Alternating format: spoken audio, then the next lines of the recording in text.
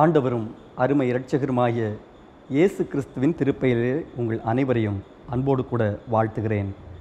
தவக்காலத்தின் 2ஆம் நாள் சிந்தனைக்கு உங்களை அன்புடன் வரவேற்கிறோம். இன்றைய நாள் சிந்தனைக்கான கருப்பொருள் தவறுகளை மன்னித்தல். தவறுகளை மன்னித்தல். இதற்கு ஆதாரமான திருமறை பகுதி மத்தேயு எழுதிய நற்செய்தி நூல் 6வது அதிகாரம் 9 முதல் 14 வரை அடங்கியுள்ள திருமறை பகுதி. தவக்காலத்தின் ஒவ்வொரு நாட்களும் பல தீர்மானங்களை வாழ்விலே எடுப்பதற்காக நாம் முயற்சி செய்கிறோம்.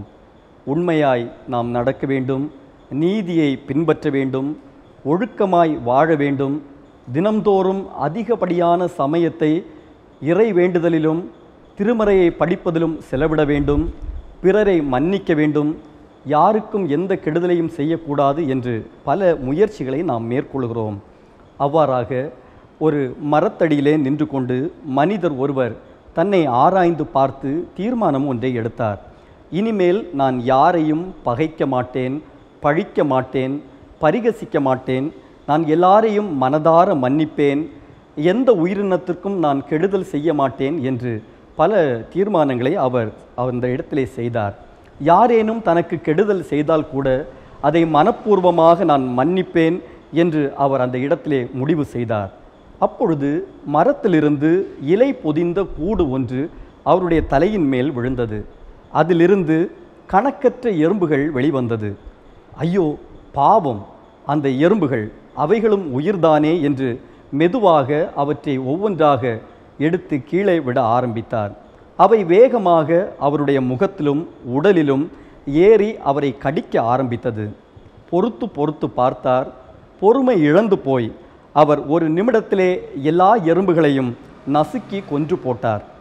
யாருக்கும் கெடுதல் செய்யக்கூடாது, எல்லாரையும் நேசிக்க வேண்டும், எல்லாருக்கும் மன்னிப்பு அளிக்க வேண்டும் என்றெல்லாம் தீர்மானம் எடுத்தவருடைய தீர்மானம் ஒரு நிமிடத்திலே அது தோற்று போனதாய் மாறிப்போனது. பிறர் தவறுகளை மன்னிப்பதற்காக அழைக்கிறது இந்த நாளினுடைய சிந்தனை.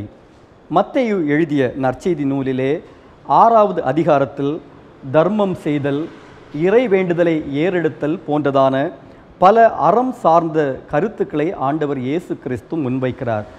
9 முதல் 14 வசனங்களிலே மன்னிப்பதை குறித்து மிகவும் அழுத்தமாக ஆண்டவர் கூறியிருக்கிறதை நம்மால் படிக்க முடிகிறது.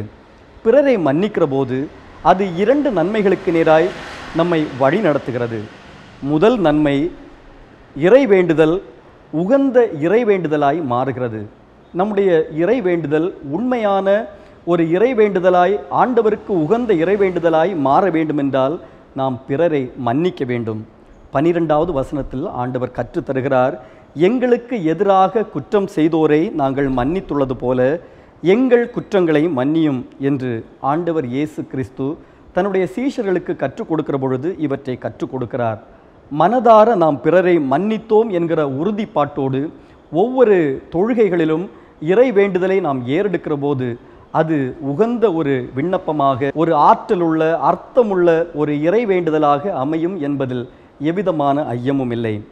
அடுத்தபடியாக மன்னிப்பதன் வழியாய் கிடைக்கிறதான 2வது நன்மை, உன்னதர் அருளுகிறதான மன்னிப்பை பெறுவதற்கு அது நமக்கு வழிவகுக்கும். உன்னதர் நமக்கு அருளுகிற மன்னிப்பை பெற வழிவகுக்கும். 14வது வசனம் சொல்லுகிறது, மற்ற மனிதர் செய்யும் குற்றங்களை நீங்கள் மன்னிப்பீர்களானால் உங்கள் விண்ணக தந்தையும் உங்களை மன்னிப்பார். மற்றவர்கள் செய்கிற குறைகளை, குற்றங்களை நாம் மன்னிப்போம் என்றால் நம்முடைய விண்ணக தந்தையும் நமக்கு மன்னிப்பார். நாம் பிறரை மன்னிக்கிற பொழுது நம்முடைய வாழ்விலே ஆண்டவர் உன்னதர் நம்முடைய குறைகளை மன்னித்து மன்னிப்பை வழங்க அவர் வல்லவராய் இருக்கிறார். பெர்னார்ட் மெல்சர் என்கிறதான தேவ மனிதர் இவ்விதமாய் சொன்னார், நாம் பிறரை மன்னிக்கிற பொழுது கடந்த காலத்தை ஒருபொழுதும் நம்மால் மாற்றி அமைக்க முடியாது. கடந்த காலத்தை ஒருபொழுதும் நம்மால் மாற்றி அமைக்க முடியாது. அதே சமயத்தில் நாம் எதிர்காலத்தை வளமுள்ளதாக மாற்றுவதற்கு மன்னிப்பு நமக்கு உதவி செய்யும் என்று குறிப்பிட்டார். எதிர்காலத்தை வளமுள்ளதாய் மாற்றிக்கொள்ள வேண்டுமென்றால் மன்னிப்பு மிக மிக அவசியமாய் காணப்படுகிறது.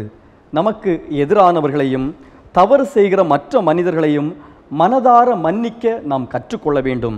சண்டையிட்ட பொழுது பேசிய வார்த்தைகள், சமாதானத்தை விரும்பாமல் நடந்து கொண்ட முறைகள், செய்த தவறுகளை நியாயப்படுத்துவதற்காக எடுத்துக்கொண்ட விதங்கள், இவற்றை எப்படி மன்னிப்பது என்று அநேக நேரங்களில் நமக்குள்ளதாக கேள்விகள் எழும்புவதுண்டு. இயேசுநாதரை போல வார்த்தையாலும் வாழ்வாலும் பிறர் தவறுகளை மன்னிக்க நாம் கற்றுக்கொள்ள வேண்டும். அவர் மலைப்பொழிவில் வார்த்தையால் நமக்கு கற்றுத்தந்தார். கல்வாரி மலையில் அவர் அதை செய்து நிறைவேற்றினார். மன்னிப்பின் முழுமையான காரியத்தை நாம் கல்வாரி நிகழ்விலே கண்டுகொள்ள முடியும். மன்னிப்பு என்பது மகத்தான குணம், நம் மகிபரனுடைய குணம். அவர் நமக்கு மன்னித்தார், நிபந்தனையின்றி மன்னித்தார். நாமும் பிறர் தவறுகளை மன்னிப்போம், நிபந்தனையின்றி மன்னிக்க உறுதி கொள்ளுவோம். ஆண்டவர் தாமே இந்த வார்த்தைகளின் வழியாய் நம் அனைவரையும் ஆசீர்வதிப்பாராக. ஆமேன். ஜெபம் செய்வோம். எங்கள் தவறுகளை மன்னித்தவரும் மன்னிப்பதற்காக கற்றுத்தந்தவருமாய் இருக்கிற எங்கள் அன்பின் நல்ல ஆண்டவரே, இந்த வேளையிலும் நாங்கள் கற்றுக்கொண்ட திருமறை உண்மைகளின்படி நாங்கள் பிறரை மன்னிப்பதற்கு ஆண்டவர் எங்களுக்கு பலன் தாரும். எங்களுக்காக கல்வாரி சிலுவையில் எல்லா தவறுகளையும் மனப்பூர்வமாய் மன்னித்த இறைமைந்தன் இயேசு கிறிஸ்துவின் திருப்பெயரில் தாழ்பணிந்து மன்றாடுகிறோம். ஜெபம் கேளும் எங்கள் ஜீவனுள்ள நல்ல பிதாவே. ஆமென்.